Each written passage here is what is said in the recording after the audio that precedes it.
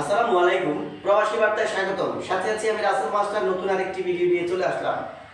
আপনারা যারা কাতারে যেতে চান কিংবা কাতার থেকে ভিসা এসেছে, ম্যান পাওয়ার করতে পারছেন না, ম্যান পাওয়ার সংক্রান্ত জটিলতায় ভুগতেছেন, কিংবা কোনো এজেন্সিতে আপনারা কোনো ব্যক্তির মাধ্যমে ম্যান পাওয়ার করার জন্য পাসপোর্ট ভিসা দিয়েছেন কিন্তু তারা ম্যান পাওয়ার করে দিচ্ছে না, এর মূল কারণ হচ্ছে অ্যাটাস্টেড ছাড়া কাতারের ম্যান পাওয়ার হচ্ছে না।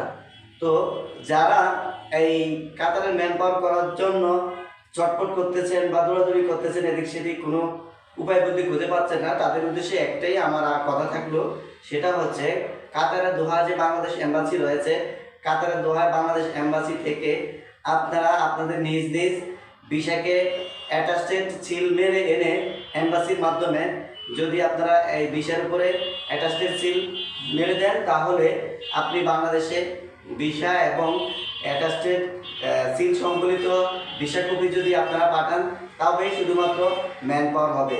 অনেক ক্ষেত্রে অনেক ভাই প্রশ্ন করে থাকেন যে ভাই কন্ট্রাক্ট করে ম্যান পাওয়ার করা যায় কিনা, কিংবা এয়ারপোর্ট কন্ট্রাক্ট করে ম্যান পাওয়ার করা যায় কিনা, বিভিন্ন সময় বিভিন্ন কথা বলে থাকেন। আসলে ভাই এয়ারপোর্ট কন্ট্রাক্ট করে বা কন্ট্রাক্ট করে ম্যান পাওয়ার করা যায় না। এক্ষেত্রে আপনারা অবশ্যই কাতার দোহায় বাংলাদেশ এম্বাসিতে যোগাযোগ করবেন। ওনারাই আপনাদেরকে একটা সঠিক সিদ্ধান্ত দিয়ে সঠিকভাবে আপনাদের অ্যাটাস্টেড করে আপনারা লিগ্যাল ওয়েতে যাবেন। কারণ ভাই ম্যান পাওয়ার ব্যতীত এয়ারপোর্ট কন্ট্রাক্ট করে যদি আপনারা বিদেশে যান, সেক্ষেত্রে আপনি বিদেশে যাওয়ার পর আপনি যদি কোনো দুর্ঘটনা ঘটে, সেক্ষেত্রে আপনি বাংলাদেশ সরকার থেকে কোনো প্রকার সাহায্য সহযোগিতা পাবেন না। অতএব আপনার এই ইমিগ্রেশন ছাড়পত্র বা ম্যান পাওয়ার করাটা অত্যন্ত জরুরি বা দরকার। এখন আসি কেন কাতারে ম্যান পাওয়ার হয় না বা ম্যান পাওয়ার সংক্রান্ত বিড়ম্বনায় আমরা ভুগতেছি। তার মূল কারণ হচ্ছে কাতারের ম্যান পাওয়ার হচ্ছে না এই কারণেই যে পেশা এক, তাদের শিক্ষাগত যোগ্যতা আরেক। অর্থাৎ আপনি জেনারেল ম্যানেজার, আপনার পেশা তৃতীয় চতুর্থ শ্রেণী পাস, এরকম আর কি। অর্থাৎ আপনি একটি বিষয় পাচ্ছেন সুপারভাইজার, সেলসম্যান, ম্যানেজার এই ধরনের, কিন্তু আপনার ভিসার সাথে আপনার শিক্ষাগত যোগ্যতার মিল নেই, যার ফলশ্রুতিতে আপনারা এই বিষয়গুলোকে ম্যান পাওয়ার অ্যাটাস্টেড দিচ্ছে না এম্বাসি, কিংবা যাদের মাধ্যমে ভিসা নিয়েছেন তাদের কোনো বক্তব্য নেই, কিংবা যাদের মাধ্যমে ভিসা নিয়েছেন তাদের কোনো ধরনের কোম্পানি নেই।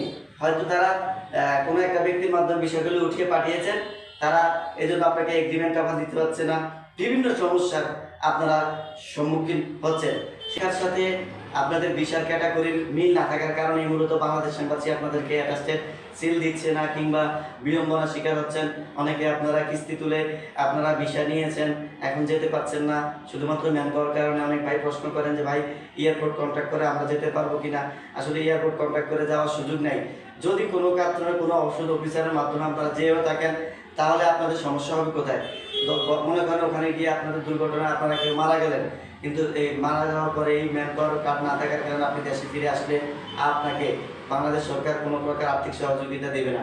এক্ষেত্রে আপনারা অবশ্যই ম্যান পাওয়ার করে লিগ্যাল ওয়েতে আপনারা প্রবাসে যাবেন, যে দেশেই যান না কেন। যদিও আমি কাতারের ব্যাপারে ভিডিওটি বানাতে আসছি, অন্যান্য সকল দেশেই এই সমস্যাগুলো আমরা ফেস করতেছি, যেহেতু আমরা আমাদের এজেন্সির মাধ্যমে আমরা এগুলো কাজ করতে গিয়ে আমরা এই সমস্যার সম্মুখীন হই। তো আশা করব যারা এই ধরনের বিষয় সংক্রান্ত বা বিশেষ করে ম্যান পাওয়ার সংক্রান্ত সমস্যা ভুগতেছেন, তারা অবশ্যই কাতারের দোহা বাংলাদেশ এম্বাসিতে যোগাযোগ করে আপনাদের নিজ নিজ ভিসাকে অ্যাটাস্টেড করে আপনাদের নিজ এলাকায় যে সকল ট্রাভেল এজেন্সি রয়েছে তাদের মাধ্যমে আপনারা ভিসা এবং পাসপোর্ট কপি এবং অ্যাটাস্টেড কপি দিলে এবং ট্রেনিং সার্টিফিকেট সহকারে যদি আপনারা সাবমিট করেন, ইনশাল্লাহ তারা আপনাদেরকে 1 সপ্তাহ 10 দিনের মধ্যে আপনাদের ম্যান পাওয়ার করে এনে দিবে। পরিশেষে প্রবাস বার্তা থেকে আমি রাসেল মাস্টার বিদায় নিলাম। আল্লাহ হাফেজ।